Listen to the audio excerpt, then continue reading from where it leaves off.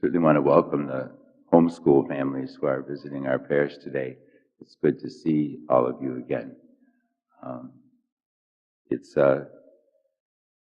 many of these people were at my former parish at St. Vincent de Paul, so it's good to see you.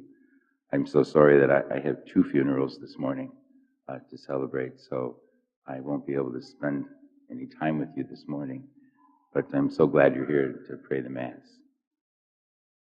The question in the Gospel, the Jews had 613 specific laws that they were to obey. And the Pharisees and scribes divided them up into those that were more important and less important, or very important and very even greater importance. They had all kinds of categories. The problem was that they followed more the letter of the law than the spirit of the law. And this is what Jesus is trying to teach them today. When they ask him which is the greatest law, the greatest commandment, they think they're going to confuse Jesus.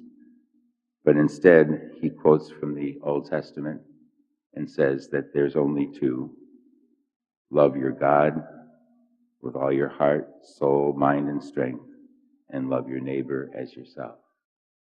If you look at those two commandments and you put them with the 10 commandments, they really sum up the 10 commandments.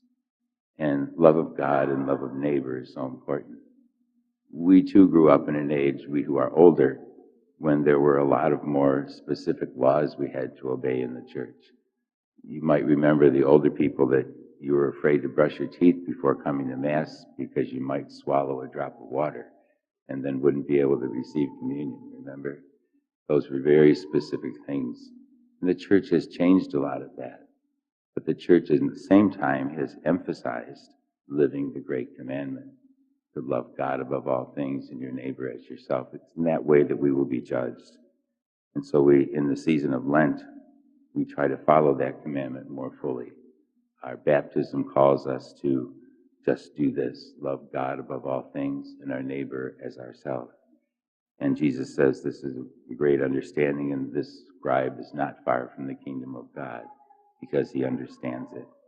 So we ask the Lord, as we celebrate this Eucharist this morning, to give us his Spirit so that we can obey the laws and teachings of the church with the thing in mind that they are to draw us closer to the Lord in spirit and truly affect our lives. Let us stand and offer our prayers and petitions.